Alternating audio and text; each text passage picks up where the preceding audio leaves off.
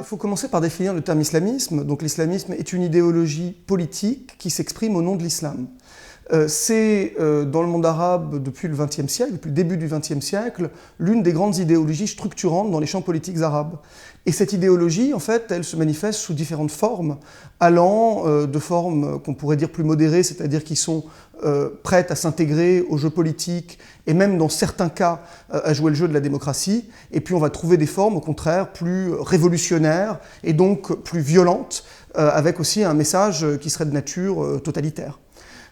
Et d'une certaine manière, pour déculturaliser un peu la question, on pourrait faire la comparaison avec les gauches européennes. Si on remonte à l'histoire des gauches européennes, on a aussi vu que la gauche, elle s'est exprimée de différentes manières. On a trouvé des partis, comme un peu le Parti socialiste français aujourd'hui, qui se positionnent plutôt au centre, évidemment dans un jeu démocratique, pluraliste, avec un message modéré. Et puis, on a à l'inverse, on a connu en tout cas dans les années 60-70, une extrême gauche radicale, révolutionnaire, violente. Et pour moi, cette tendance à la radicalisation, elle est le fruit de certains contextes.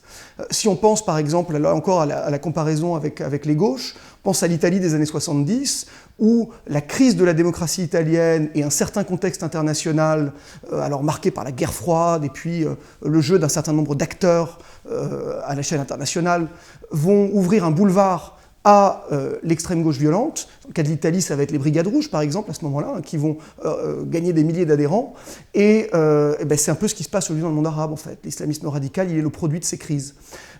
Crise, là encore, de la démocratie, de cette démocratie qui n'arrive pas à advenir. Hein, et on a vu que les printemps arabes ont voulu faire advenir cette démocratie, et puis ça s'est mal terminé dans un certain nombre de cas. Et puis, contexte régional extrêmement compliqué, avec à la fois un effondrement des États, et puis le jeu de puissances régionales, l'Arabie saoudite, l'Iran, qui attisent de chaque côté un petit peu les haines sectaires des uns et des autres. Alors, évidemment, quelle est la solution? La solution, à mon avis, là encore, pour revenir à ma question de départ, hein, c'est le modèle tunisien qui montre précisément que les islamistes peuvent jouer le jeu de la démocratie quand le contexte y est favorable.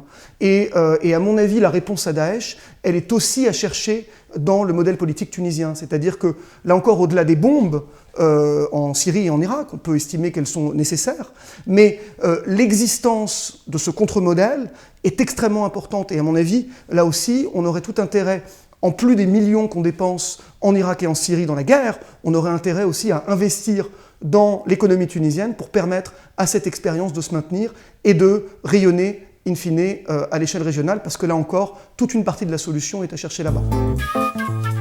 Sciences Po.